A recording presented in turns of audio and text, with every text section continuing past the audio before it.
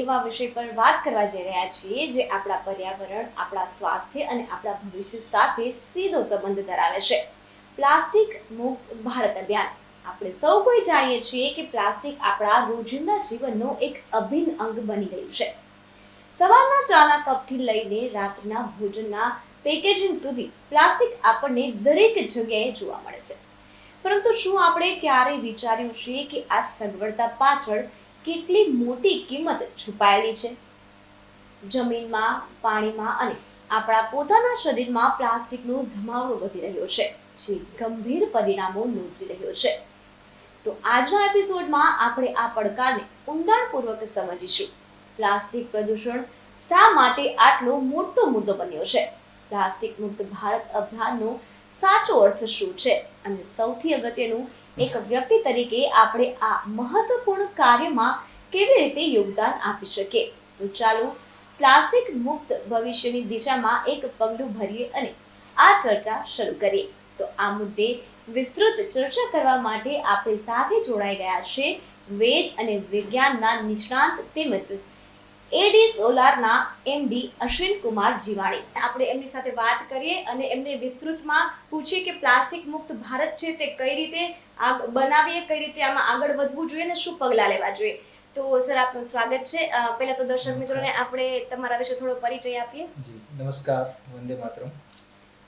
Basically અમે સંઘ સાથે કામ કરી રહ્યા છીએ અને પ્લાસ્ટિક મુક્ત ભારત, જહેર મુક્ત જીવન અને વ્યસન મુક્ત યુવાન, આ એક કોન્સેપ્ટ સાથે કામ કરી રહ્યા છીએ.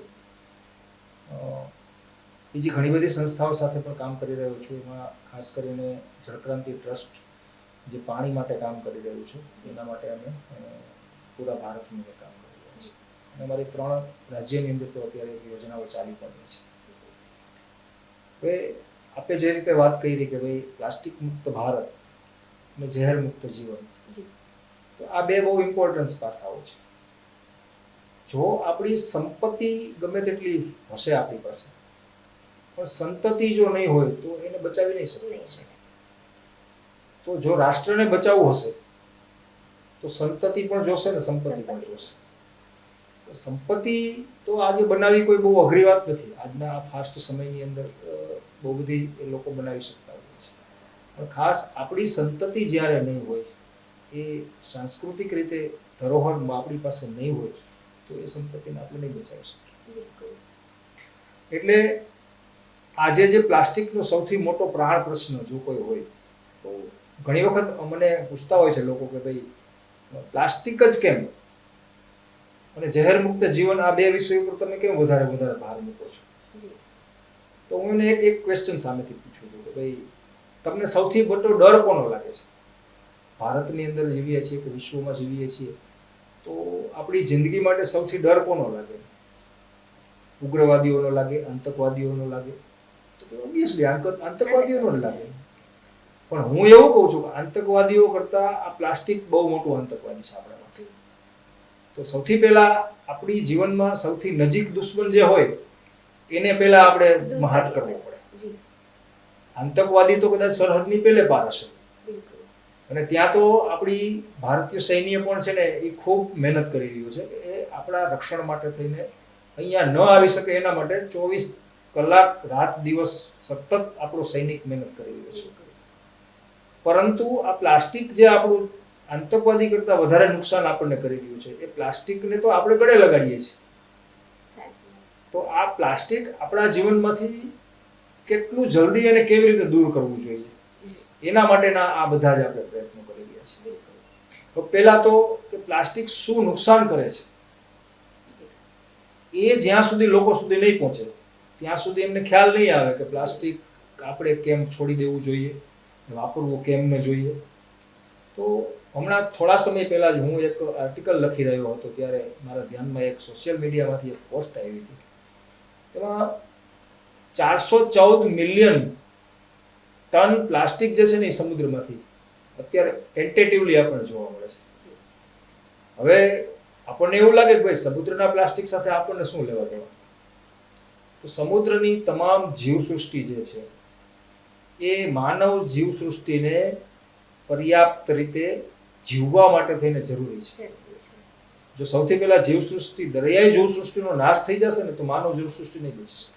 બિલકુલ. આ એકબીજાના પૂરક છીએ આપણે, આપણા પૂરક છે ઈ. જી. એટલે આપણે સૌથી પહેલા તો પ્લાસ્ટિક મુક્ત ભારતની વાત જ્યારે કરતા હોઈએ તો શરૂઆત સ્વથી કરવી જોઈએ. બિલકુલ. અને પ્લાસ્ટિક શું આપણને નુકસાન કરે? તો પ્લાસ્ટિક આપણા શરીરની અંદર જાય છે એટલે આપણને સૌથી વધારે વ્યસન કરતા પણ પ્લાસ્ટિકમાં રાખેલું ગરમ ફૂડ ખાઈએ છીએ તો કેન્સરને આપણે સીધું આમંત્રણ આપીએ છીએ. સીધે સીધું આપણે સામેથી એને આપણે છે ને પેલી આપણે કહીએ ને કંકોત્રી લખીને આમંત્રણ. એટલે પ્લાસ્ટિકમાં કોઈ પણ ફૂડ લાવીએ છીએ કે પ્લાસ્ટિકની અંદર આપણે ચા પીએ છીએ તો એ સૌથી પહેલું આમંત્રણ આપણે કેન્સરને આપીએ છીએ. બીજું આન્સર છે ને આપણી સંતતિની ઉત્પત્તિમાં બાધારૂપ બનતા નપુંસકતાને આપીએ છીએ. આ બે સૌથી મોટા માનવ જાતને સૌથી વધારેમાં વધારે કોઈ નુકસાન કરતા જો કોઈ બે કારણો હોય તો આ બે કારણો એ છે કે એક તો આપણું પહેલા શરીર ખતમ કરીએ છીએ, બીજું આપણી આવનારી સંતતિને ખતમ કરીએ છીએ. આજના જ સંદેશની અંદર એક કોર્નર ઉપર એક નાની કોલમ છે, કદાચ કોઈ વાંચ્યું હોય કે ન વાંચ્યું હોય મને ખ્યાલ નથી, કે આપણા મનુષ્યના શુક્રાણુઓના અને સ્ત્રી બીજની અંદર પ્લાસ્ટિકના કન્ટેન્ટ્સ આપણને જોવા મળ્યા. આ તો સંદેશે આજે લખ્યું છે. મેં તો 2022માં કીધું હતું કે જ્યારે WHO ની અંદર સંશોધન થયું ત્યારે સૌથી પહેલા એક સંશોધન મુજબ કે બાળક જ્યારે જન્મ લે છે ત્યારે માતાના ગર્ભમાંથી નાળ જ્યારે છૂટી પડે છે એ નાળની અંદર આપણને પોલિથીન પોટ્સ નામના તત્વો જોવા મળ્યા હતા અને પ્લાસ્ટિક જોવા મળ્યું. તો એ બાળકના કે માતાના ગર્ભાશયમાં પ્લાસ્ટિક આવ્યું ક્યાંથી? એની પાછળ જવાબદાર આપણે છે, આપણી પેઢી છે. તો જો આપણે આવનારી પેઢીને પ્લાસ્ટિક મુક્ત બનાવી હશે તો આજથી આપણે પોતે પ્લાસ્ટિક છોડવું હશે. આપણે પ્લાસ્ટિક છોડવા માટે શું કરવાનું? તો એના માટે કંઈ જ નથી કરવાનું. આપણે આપણા રોજિંદા જીવનની અંદર ક્યાં ક્યાં પ્લાસ્ટિક વાપરીએ છીએ એ પ્લાસ્ટિકને આપણે આજથી તિલાંજલિ આપવાની છે. કે સપોઝ કે ભાઈ આજે હું કોઈની ઓફિસમાં જાઉં છું મને કોઈ પ્લાસ્ટિકના ગ્લાસમાં પાણી આપે છે તો હું આ ગ્લાસમાં પાણી નહીં પી શકું. અહીંથી શરૂઆત કરવાની છે. સિંગલ યુઝ પ્લાસ્ટિક, શાક માર્કેટ જતા હોઈએ તો શાક માર્કેટની અંદર આપણે પોતે જ આપણી થેલી લઈને જઈએ. બીજી કોઈ વસ્તુ પરચેઝ કરવા જતા હોય તો આપણી પોતાની થેલી લઈને જઈએ.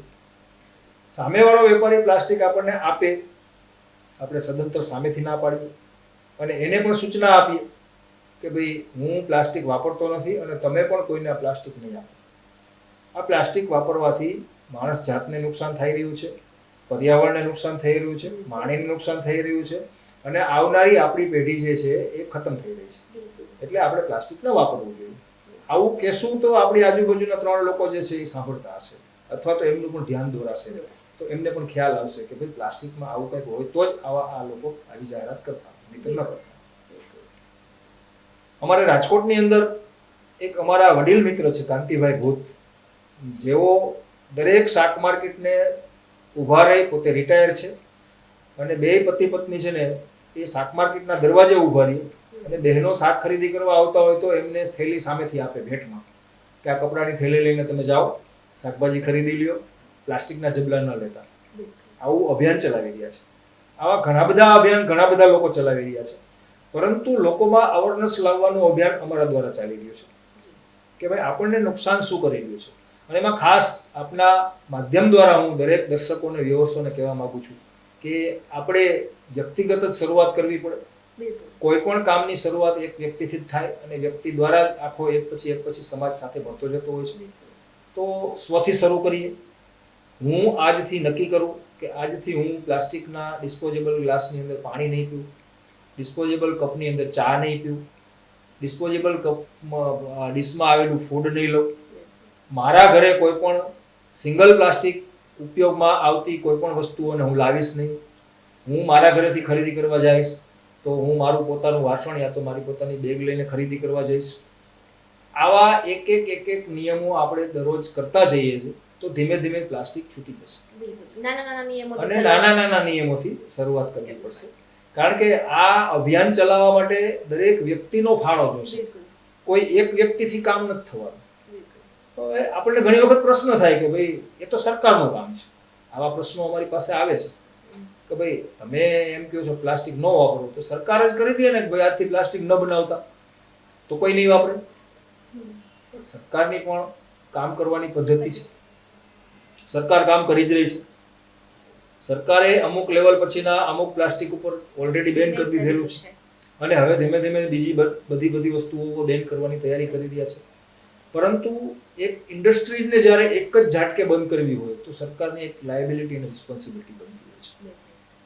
ફોર એક્ઝામ્પલ કે આપણે એમ કહીએ કે આજ જ સરકાર જાહેરનામું બહાર પાડે કે ભારતની અંદર કોઈ પણ ફેક્ટરીના માલિકે પ્લાસ્ટિક કોઈ પણ વસ્તુ બનાવવી નહીં, તો એની અસર શું આવે?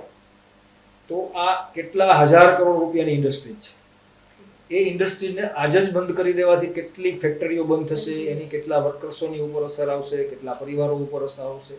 આને બધાને ધ્યાનમાં રાખીને સરકાર પોતાના એક સ્ટેપ બાય સ્ટેપ સહિત પગલાં લેતી હોય છે. એટલે સરકારને આપણે સહકાર અને સાથ આપવો જોઈએ, પ્રશાસન સાથે જોડાઈને કામ કરવું જોઈએ. આપણી પોતાની વ્યક્તિગત શરૂઆત કરીએ અને પ્લાસ્ટિકનો વપરાશ ઓછો થશે, ધીમે બીજા ઇન્ડસ્ટ્રીયલિસ્ટોને પણ એક રિસર્ચ બેઝ કંઈક નવું શોધીને લાવવાની એક ફરજ પડશે. એની શરૂઆત થઈ જઈ છે. આપણે આજે જોઈએ છીએ કે ઘણી વખત આપણને કેળાની છાલમાંથી બનતા ડીશો જોવા મળી રહી છે બજારમાં ક્યાંક ને ક્યાંક, જે આપણે વાપરીએ છીએ. બીજી જે છે એ શેરડીના છોતામાંથી પણ ડીશો બનાવવાનું હવે ચાલુ થઈ ગયું છે. વેસ્ટમાંથી બેસ્ટ પણ થઈ રહ્યું છે.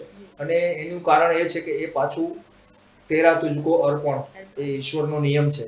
એટલે પ્રકૃતિમાંથી આપણે જેટલું લઈએ છીએ એટલું જ પાછું પ્રકૃતિને પાછું આપણે આપતા હોઈએ છીએ. એટલે આપણી ભારતીય પૂર્ણ સંસ્કૃતિ જે છે દોહનની, શોષણની નથી, પણ આપણે પ્લાસ્ટિકનો ઉપયોગ કરીને શોષણની પ્રકૃતિ શરૂ કરી દીધી છે. એટલે આપણે દોહનની પ્રકૃતિમાં માનીએ છીએ. આપણે જોઈએ તેટલું જ લઈએ અને બાકી પાછું ઈશ્વરને પરત આપીએ. એના ભાગરૂપે આપણે પ્લાસ્ટિક મુક્ત ભારતનો પહેલો હિસ્સો આપણે બનીએ. હું છેલ્લા 15 વર્ષથી આની સાથે કામ કરી રહ્યો છું અને મારા એટલા બધા સારા અનુભવો છે કે લોકો અને ખાસ કરીને યુવાનો, એમને કોઈએ આવી કોઈ દિવસ વાત જ નથી કરી કે આ કરવાથી આવું થાય. એટલે એ લોકોની એક મેન્ટાલિટી થઈ ગઈ છે કે આપણે આવું ન કરી શકીએ. પરંતુ બધી જ જગ્યાએ જ્યારે અમે યુનિવર્સિટીઓની અંદર કે એવા કાર્યક્રમો કરતા હોઈએ છીએ ત્યારે યંગસ્ટરોને કહેતા હોઈએ છીએ કે ભાઈ તમે લોકો જ્યારે ડીશ લઈને નાસ્તો કરવા જાઓ છો તો યુઝેબલ પ્લાસ્ટિકની ડીશમાં ન નાસ્તો કરતા. તો કે સાહેબ અમને આવું કોઈ કીધું જ નથી આજ સુધી.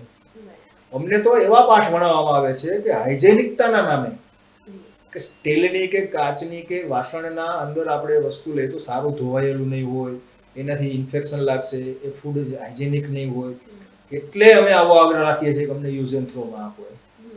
પછી આપણે એમને કહીએ કે યુઝ એન્ડ થ્રો ની અંદર આ પ્લાસ્ટિકની અંદર જે પોલિથીનના કણો હોય છે, જે પોલીપર્પસ નામનું જે કેમિકલ્સ હોય છે, એના કારણે આપણા શરીરના દરેક રક્તકણો ઉપર એક રક્તકણ ઉપર આપણું જે ફૂડ અંદર જાય છે અને શોષાય છે, પછી આપણા એક રક્ત કોશિકાઓની અંદર પ્લાસ્ટિકનો પેસારો થઈ જાય છે. અને આપણે એક એક્ઝામ્પલ તરીકે કે ભાઈ આજે એક પ્લાસ્ટિકની બેગની અંદર રાંધેલો કોઈ ખોરાક નાખી દો, પછી એને બાંધીને મૂકી દો, ત્રીજા દિવસે એની શું હાલત હશે તમે જોજો. તો એ જ હાલત આપણા શરીરના બ્લડની થવાની છે. આ પ્લાસ્ટિકના કણો અંદર જશે. આ મોટા જથ્થા રૂપે છે. જ્યારે નાના જથ્થા રૂપે આપણે ધીમે ધીમે આપણી દરેક કોશિકા ઉપર પ્લાસ્ટિકનું કોટેન થવા માંડ્યું છે. એ ધીમું ઝેર છે. તો આજે આપણે ખતમ થઈ રહ્યા છીએ, આવનારી પેઢી પણ ખતમ થઈ રહી છે. એટલે એનાથી ઘણી બધી અવેરનેસ આવે છે. હું પોતે પ્રવાસમાં હોઉં ત્યારે મારી સાથે જ મારી પોતાની ડીશ, મારો પોતાની વાટકી, ચમચી ને ગ્લાસ સાથે રાખું બેગમાં. ક્યાંય જોકે હું તો બહાર જમતો જ નથી, પણ છતાંય ક્યારેક કોઈ અધિકારી સાથે હોય જમવાની ફરજ પડી હોય તો એ ફરજના ભાગરૂપે તો આપણે ક્યાંય પણ હોટેલમાં જમીએ તો એમ કહીએ કે આ ડીશમાં મને મારો નાસ્તો આપો. તો ત્યાંથી પીરસવા વાળો પણ પૂછે અને સાથે હોય પણ પૂછે, અને આજુબાજુમાં આપણી ટેબલમાં જમતા હોય એ પણ પૂછે. તો ત્યારે એ ચર્ચા દરમિયાન ઘણા બધા લોકોએ આ વસ્તુ અપનાવી છે, પ્લાસ્ટિક છોડ્યું છે. આપણા પૂર્વજો બી સર એટલા માટે જ ખાખરાના પાન ને બધામાં સાથે જમતા, રમતા અને સાથે લઈને જતા. આપણે બધી જ વસ્તુઓ સાથે લઈને નીકળતા હતા. હવે માની લો કે અત્યાર સુધી આપણે પ્લાસ્ટિક લાવતા હતા એટલે આજથી જ બંધ કરી શકીશું એવું આપણે એક કમિટમેન્ટ ન કરી શકીએ, કારણ કે માનસિક રીતે ટેવાયેલા નથી. આજે મને ઘરેથી નીકળ્યા હોય ને ત્યારે એમ કે ભાઈ તમે સાંજે આવો ત્યારે દૂધ લેતા આવજો, તો મારી સાથે બરણી કે મિલ્ક આખો દિવસ સાથે નહીં ફેરવી શકું. એટલે એના કારણે હું પ્લાસ્ટિકની બેગમાં દૂધ લાવીશ અથવા તો એક પાઉચમાં દૂધ લાવીશ. પરંતુ એના માટેના સોર્સિસો આપણે ઊભા કરવા પડે. બીજા નંબરમાં કે આપણી ઘરે જે અત્યારે પ્લાસ્ટિક આવી ગયું છે એને આપણે બહાર નથી ફેંકવું, તો શું? તો એના માટે અમે એક અભિયાન ચલાવીએ છીએ કે આપણી પેલી મોટા બોટલો હોય છે ઠંડા પીણાની કે પોલિથીન બોટલો હોય છે, એ બોટલોની અંદર જેટલું પણ પ્લાસ્ટિક આપણે ઘરે આવી ગયું હોય અને અત્યારે કદાચ લાવતા હોઈએ, અત્યારે નક્કી તો કરીએ જ કે હવે પ્લાસ્ટિક નથી વાપરવું, પરંતુ છતાંય એ નક્કી કરતા કરતા 4-2 મહિના 6 મહિના કંઈક એવો સમય લાગે આપણી જાતને તૈયાર કરવા માટે થઈને, તો એ તૈયારીના ભાગરૂપે પ્લાસ્ટિક આવે તો એને પાછું બજારમાં નથી જવા દેવાનું, ડસ્ટબિનમાં નથી જવા દેવાનું, ફેંકવાનું નથી. કારણ કે એ પ્રાણીઓના મોઢામાં આવશે, કારણ કે એ ફૂડ વાળી બેગ હશે અને ક્યાંય નાખીશું તો એ એના મોઢામાં આવશે કે ગાય ખાઈ જશે કે કોઈ પણ પશુ ખાશે તો એને બહુ નુકસાન કરશે. એટલે એ પ્લાસ્ટિકને એક બોટલની અંદર છે ને ભરતું જોવાનું છે અને એને એકદમ કઈ વસ્તુ એવી સળીઓ કે એવું રાખવાનું, પછી એમાં અંદર ભરતું જવાનું. ધીમે ધીમે ધીમે એ બોટલ છે ને એ બ્રિકના રૂપમાં તૈયાર થઈ જશે આપણી પાસે. તો એ એક આર્ટિફિશિયલ બ્રિક બની જશે જેનો નાશ થવાનો જ નથી ક્યારેય. તો એ બ્રિક્સને આપણે આપણા ફાર્મ હાઉસમાં યા તો આપણા બંગલામાં યા તો આપણા ફળિયામાં જ્યારે પણ પેલું કુંડા બનાવીએ છીએ અથવા તો કુડિયા પ્લાન્ટેશન માટેનો ક્યારો બનાવીએ છીએ તો એની પારી તરીકે ખોડીને ઊભી કરવાની છે. તો એક કલરફુલ પાર તૈયાર થઈ જશે અને એ ક્યારેય નાશ નહીં પામે, વર્ષો સુધી કંઈ નુકસાન નહીં કરે. એટલે આજથી એવું નક્કી જ કરીએ કે પ્લાસ્ટિક બંધ જ કરી દેશું, પરંતુ છતાંય જો ક્યારેક એવું થાય જરૂર પડે લાવવું પડે તો એને પાછું રીપ્રોસેસમાં ન જાય, એ પ્લાસ્ટિક પાછું માર્કેટમાં ફેલાય નહીં, ડસ્ટબિનમાં જાય નહીં, એના માટે થઈને આવું કરીએ. ઉપરાંતની અંદર બને ત્યાં સુધી કોઈ પણ પ્રકારનું ફૂડ એ આપણે પ્લાસ્ટિકમાં લાવીએ જ નહીં કોઈ દિવસ અને ખાઈએ જ નહીં. પ્રવાસમાં જ્યારે જતા હોઈએ, પિકનિક્સમાં જ્યારે જતા હોઈએ કે કોઈ જાહેર સ્થળો ઉપર જતા હોઈએ તો કમસે કમ પાણીની બોટલ જે છે એનો ઉપયોગ પ્લાસ્ટિકની બોટલનો ન કરીએ. અત્યારે માટીની ઘણી બધી સારી બોટલો ઉપયોગમાં મળી ગઈ છે, આવે છે. ત્રાંબાની બોટલો પણ મળે છે બજારમાં, સ્ટીલની બોટલો પણ મળે છે. તો એ આપણી બોટલોને આપણે સાથે રાખીએ. કદાચ માની લો કે નથી લઈ જઈ શકાય, ભૂલી ગયા છીએ, તો પ્રવાસન સ્થળ ઉપર યા તો પિકનિક સ્થળ ઉપર કે ક્યાંય પણ જંગલમાં ગયા હોય કે ક્યાંય પણ નદી કિનારે ગયા હોય કે ક્યાંય પણ સમુદ્ર કિનારે ગયા હોય તો આપણે લઈ ગયેલા પ્લાસ્ટિક પાછું આપણે આપણી ગાડીમાં લેતા આવીએ, ત્યાં ન ફેંકીએ. એનાથી શું અસર થાય છે? નદીના જીવસૃષ્ટિ છે એ નાશ પામે છે, દરિયાઈ જીવસૃષ્ટિ છે એ નાશ પામે છે. આપણે જંગલમાં નાખીએ છીએ તો એ હજારો વર્ષો સુધી પ્લાસ્ટિક ડિસ્ટ્રોય થતું નથી. એટલે પ્લાસ્ટિક ડિસ્ટ્રોય ન થવાને કારણે એની અંદરથી એક પોલિથીન નામનું એક રસાયણ જુદું પડે છે જમીન સાથે. તડકો, ટાઢ અને જમીન આ બધું જ જ્યારે ભેગું થાય છે ત્યારે એમાંથી સડવાનું કામ તો થતું જ નથી, પણ એમાંથી એક પોલિથીન નામનું એક કેમિકલ્સ જુદું પડે છે જે ઝાડવાના મૂળને નુકસાન કરે છે. એટલે આફ્ટર ઓલ આપણા જંગલના ઝાડ પણ આપણે ખતમ કરી રહ્યા છીએ.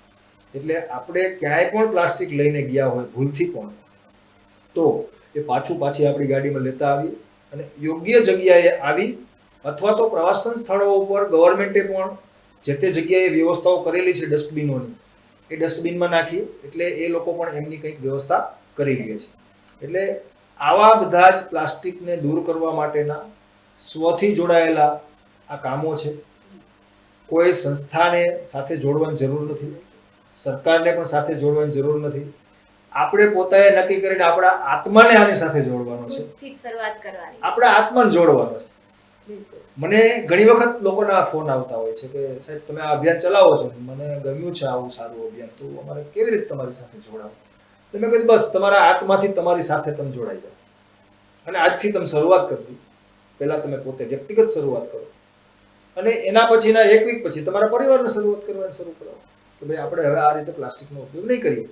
એટલે એ આ અભિયાન સાથે તમે એક હિસ્સો બની ગયા અને એક અભિયાન સાથે હિસ્સો બનતા એક સમય એવો આવશે કે દરેક ભારતનો નાગરિક એ પ્લાસ્ટિકથી દૂર થશે અને સરકારને, ઇન્ડસ્ટ્રીઝને અને પ્લાસ્ટિક મેન્યુફેક્ચરર કંપનીઓને એવી ફરજ પડશે કે હવે આપણે પ્લાસ્ટિકની અવેજીમાં કંઈક એવું બીજું લાવવું જોઈએ કે જે માણસ જાતને, જીવસૃષ્ટિને, પર્યાવરણને, પાણીને, સમુદ્રને કોઈ પણને નુકસાન કરતા નથી એવી કોઈ પ્રોડક્ટ શોધીને આપણે લાવવી પડશે અને એ ફરજ પાડવાની જવાબદારી આપણી નાગરિક તરીકે આપણી છે. આ પ્લાસ્ટિક મુક્ત ભારત માટે આપણે ફક્ત આટલું કરવાનું છે. અને આ પ્લાસ્ટિક કેટલું ડેન્જર છે એનો મેં શરૂઆતમાં ઉદાહરણ આપ્યું કે આ હદ સુધી આપણે પહોંચી ગયા છીએ. તો હવે આપ જ કયો કે આતંકવાદી કોણ છે? રાષ્ટ્રની સીમાની પહેલે પાર જે બેઠેલા તમારા નજીક છે એ કે પહેલા જે પેલા નજીક છે એ છે. બિલકુલ તો ડર કોનો રાખવો જોઈએ? પેલો આતંકવાદી આવશે કદાચ, માની લો કે કોઈક રીતે પહોંચ્યો અથવા તો આવ્યો, તો એનો સામનો કરવા માટે આપણી પાસે પ્રશાસન છે, પોલીસ ડિપાર્ટમેન્ટ છે, આર્મી છે અને ઘણી બધી બીજી લોકો કામ કરી રહ્યા છે. બિલકુલ પણ આને રોકવા માટે કોણ આપણી પાસે? કોઈ જ નહીં. કોઈ જ નથી આપણી પાસે. એટલે આને સ્વરક્ષા. રોકવા માટે આપણે શું કરવું પડશે? સ્વરક્ષા. આપણે પોતાએ એક વોલેન્ટિયર બનવું પડશે. બિલકુલ જ્યારે દરેક વ્યક્તિ એક વોલેન્ટિયર બને તો એ વ્યક્તિ પોતે વોલેન્ટિયર હોય એટલે એ પોતે એક સંસ્થા બની જાય છે. અને દરેક વ્યક્તિ જ્યારે વોલેન્ટિયર ઓફ સંસ્થા બને ત્યારે રાષ્ટ્ર પોતે વોલેન્ટિયર બની જાય છે. તો આપણે વિશ્વને એવો કેમ મેસેજ ના આપી શકીએ કે ભારતનો દરેક નાગરિક જે છે એ પ્લાસ્ટિક મુક્ત ભારત, જહેર મુક્ત જીવન અને વ્યસન મુક્ત યુવાન માટેનો વ્યક્તિગત એક વોલેન્ટિયર અમારી પાસે છે.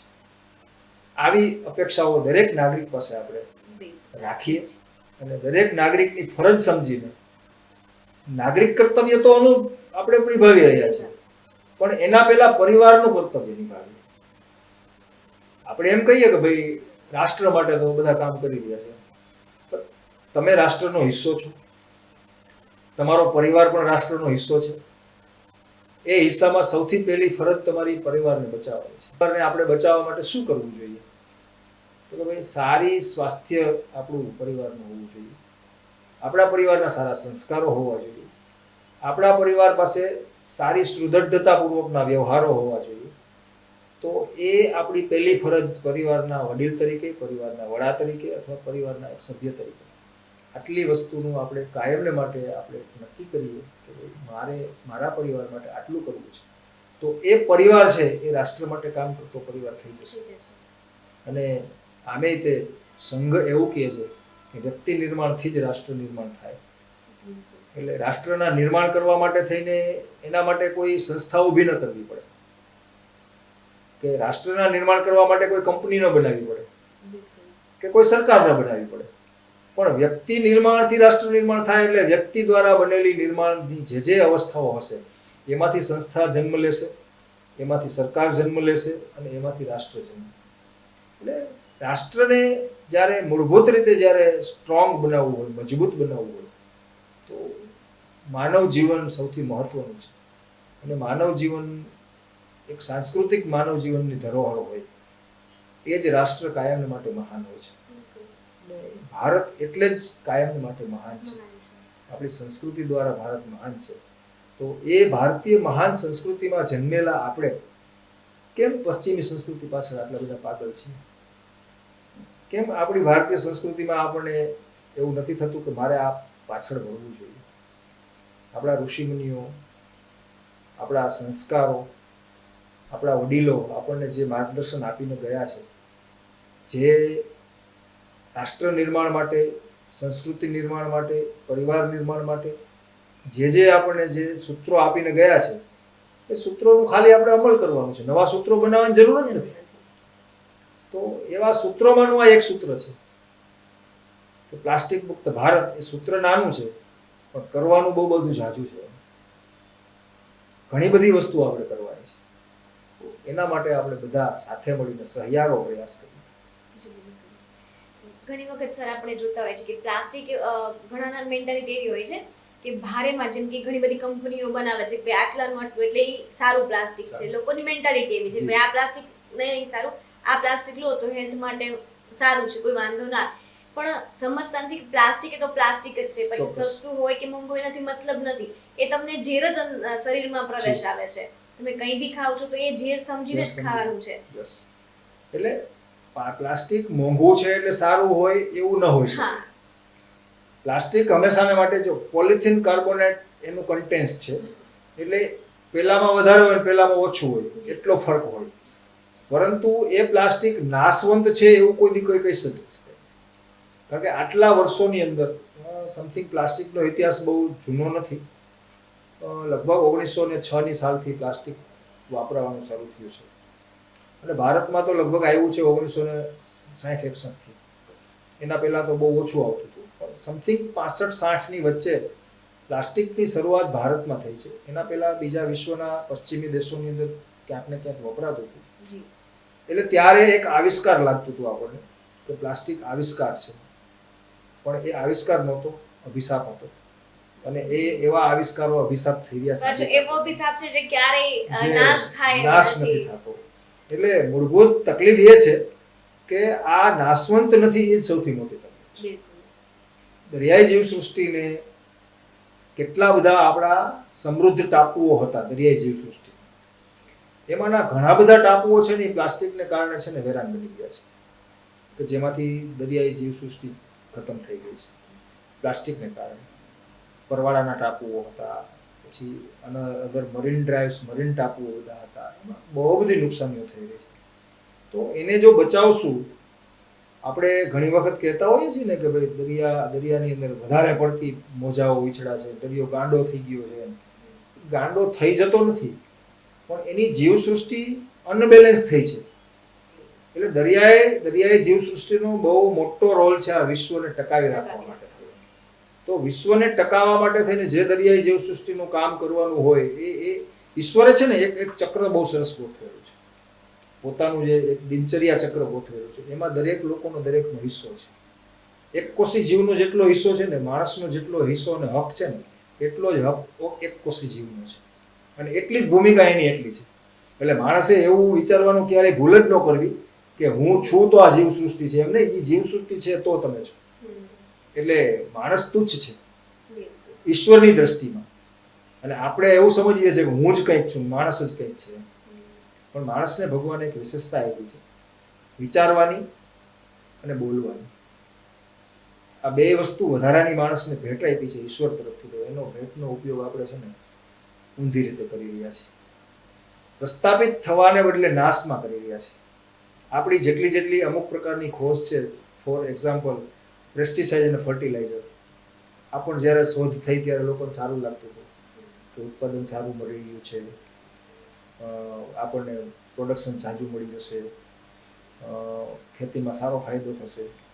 તો આજે આપણે પરિણામ જોઈ રહ્યા છીએ કે ખેતીની જમીનને સદંતર આપણે બંજર બનાવી ચૂક્યા છીએ. અને પેસ્ટિસાઇડ અને ફર્ટિલાઇઝર શોધનાર લોકો આજે એવું લખી ગયા છે કે આ મારી શોધ છે ને, એ મારી જિંદગીની સૌથી મોટી ભૂલ હતી. તો આ પ્લાસ્ટિક પણ જેને શોધ્યું હશે એની જિંદગીની આ મોટી ભૂલ છે. હું એવું માનું છું કે જો પ્લાસ્ટિક ન શોધાણું હોત તો આપણે આજે આના માટે થઈને આવું કામ ન કરવું પડે, તો બીજું કંઈક સારું પ્રોડક્ટિવ વર્ક કરી શકે. આની અંદર આપણી એનર્જી વેસ્ટ ન કરવી પડે. પણ એ એનર્જી વેસ્ટ આજે કરવી પડે છે 100 વર્ષ કે 60 વર્ષ પછી. તો હજારો મિલિયન ટન પ્લાસ્ટિક, હજારો મિલિયન ટન કાર્બન પ્લાસ્ટિકને સળગાવીને આપણે પેદા કરી રહ્યા છીએ. એને બચવા માટે થઈને સ્વથી જાગૃત થવું પડશે, સ્વથી શરૂ થવું પડશે. આપણાથી જ આપણે શરૂઆત કરવી જોઈએ, અને આપણે કરી ચૂક્યા છીએ. તો દરેક લોકો સાથે પોતપોતાની રીતે શરૂઆત કરે, પર્યાવરણને બચાવી, જીવસૃષ્ટિને બચાવી, પાણીને બચાવી, ખાસ તો માણસ જાતને બચાવી. આ આપણા અભિયાન દ્વારા દરેક લોકો પોતાની નૈતિક ફરજ સમજે. સરકાર બેન કરશે, દંડ કરશે અને હું પ્લાસ્ટિક બંધ કરીશ, એવી માનસિકતામાંથી દૂર થઈએ. મેઇન વસ્તુ આપણી માનસિકતા કેવી છે ખબર છે? કોઈ આપણી કોઈ દંડ કરે ને તો આપણે બંધ કરીએ. પ્લાસ્ટિક તો બી બંધ નથી થતું. તો પણ બંધ નથી કારણ કે થતું. સરકારે તો ઘણી વખત કર્યું છે કે ભાઈ પ્લાસ્ટિકની થેલી દુકાનદારે ન રાખવી, ના વેચી, છતાં પણ ગ્રાહકો માંગે એટલે એ લોકોને આપવી જ પડતી હોય છે. એની પણ એક મજબૂરી હોય છે. મજબૂરી, હા, કે નહીંતર ગ્રાહકો નહીંતર એનો ગ્રાહક જતો રહે છે. એટલે એ લોકો પણ એક એની એક મર્યાદામાં રહીને કે ભાઈ આપણે સેવા ધંધો અને સાચવવા સર્વિસ માટે. આપો તો બિઝનેસ સાચવી શકાય. પણ એટલે જ આપણે શરૂઆત કરીએ છીએ કે વ્યક્તિગત સ્વથી શરૂ કરીએ. બિલકુલ. હવે તો વેપારી આપે તો આપણે ના પાડીએ કે પાડીએ. મારે નથી જોઈતું. જી. તો એ આપણે શરૂઆત કરીએ તો પરિણામ લાવી શકીશું. અને જો એ પરિણામ લાવવા માટે પ્રયત્ન કરીશું તો ચોક્કસ વર્ષ 2 વર્ષમાં, ભલે સમય લાગશે, એવું નથી કે કાલથી જ પરિણામ આવશે, બિલકુલ. સમય જતા ધીમે ધીમે અને એના ઓપ્શનો પણ આવશે. જેમ ધીમે ધીમે આવવા હા, માંડ્યા કોઈ છે. બી વસ્તુ બંધ થાય ત્યારે જેનો ઓપ્શન સામે ઓપ્શન તો મળે. આવશે. બિલકુલ એટલે માર્કેટ તૂટશે તો ઓપ્શન લાવશે. બિલકુલ એટલે આપણે આના માટે આપણે આ પ્રયત્નો ચાલુ રાખીએ. બિલકુલ. પાછું સર, પ્લાસ્ટિક એક જ એવી વસ્તુ છે જે દરેક જીવને, વિશ્વને, પર્યાવરણને તમામને અસર કરે છે, તમામનો નાશ કરે જી, છે. જી. કોઈ એક જ વસ્તુને નાશ કરતું એવું નથી. જી. આખા વિશ્વને એમાં અંદર નાશ તરફ નાશ વાળે કરે છે. છે. એટલે એને તો ખરેખર આપણે પ્લાસ્ટિક મુક્ત ભારત અને પ્લાસ્ટિક મુક્ત વિશ્વ બનાવવું જ જોઈએ. અને એ તો ત્યારે જ પોસિબલ છે જ્યારે દરેક નાગરિક આમાં જોડાય અને તમે જે રીતે વાત કરી કે સ્વરીતે સમજી અને પ્લાસ્ટિકનો જે ઉપયોગ છે તે બંધ કરી એના બદલામાં ઘણા બધા ઓપ્શનો છે, જેમ કે કાગળના બેગ છે, કપડાના બેગ છે, એનો ઉપયોગ કરે તો ખરેખર આપણે જ્યાં સુધી પહોંચવું છે કે પ્લાસ્ટિકને નાબૂદ કરવું છે, પ્લાસ્ટિકનો વપરાશ બંધ કરવો છે, તે ત્યારે જ થઈ શકે. જી, ચોક્કસ ત્યારે થઈ શકે. જી, પ્લાસ્ટિક ને બેન કરવા માટે થઈને અથવા તો આપણે પોતાએ ન ઉપયોગ કરવા માટે આપણે પોતાએ શું એક્શન લેવા જોઈએ? જી, તો તમે જેમ કીધું એમ કે આપણે એવું મટીરિયલ્સ અને આપણી પદ્ધતિ હતી જ. આપણી જ્યારે નાના હતા આપણે ત્યારે આપણે કાંઈ પણ વસ્તુ લેવા જાવી હોય તો આપણે સૌથી પહેલા ઘરેથી એમ કહેતા હતા થેલી લેતા જાજો, જી, કે કંઈ લિક્વિડ લેવા જવું હોય તો કે ભાઈ બરણી લેતા જજો કે મિલ્કેન લેતા જજો. આ પદ્ધતિ હતી આપણી. પછી કાંઈ પણ વસ્તુ પેક કરીને લાવવાની હોય તો પેકિંગ મટીરિયલ માટે શણનો ઉપયોગ થતો હતો, પાનનો ઉપયોગ, ઝાડના પાનનો ઉપયોગ થતો હતો, જે આજે અવેલેબલ છે આપણી પાસે. માની લો કે યુઝ એન્ડ થ્રો ડીશો આપણે વાપરીએ છીએ તો એને બદલે આપણી પાતર આવતી હતી પહેલા, અને હજી ઘણી બધી અમુક ધાર્મિક સંસ્થાઓ પાત્ર વાપરે જ છે. કેળના પાનની પાત્ર પણ વાપરે છે. સાઉથની અંદર આપણે જઈએ તો આપણને ભોજન કેળના પાન ઉપર પીરસવામાં આવે છે. પછી આપણે નોર્થમાં જઈએ છીએ તો ત્યાં પાત્ર ઉપર આપણને પીરસવામાં આવે છે. તો એ પણ એક એનાથી એક આપણે અત્યારના પશ્ચિમી સંસ્કૃતિની પાછળ પાગલ થઈ અને આપણે એવું કહીએ છીએ કે એમાં ગંદકી થાય છે અથવા તો હાઇજેનિક નથી, પણ એ સૌથી હાઇજેનિક હતું. કેળના પાન ઉપર પીરસવામાં આવેલું ભોજન, જે કેળની અંદરના જે કાર્બન, કેળની અંદરનું કેલ્શિયમ, એ જે આપણે કેળું ખાઈએ છીએ ને એના કરતાં એ પાનની અંદર જાજુ હોય છે. એટલે એ એક આયુર્વેદિક, સાયન્ટિફિકલી આયુર્વેદિક સાથે જોડાયેલું છે.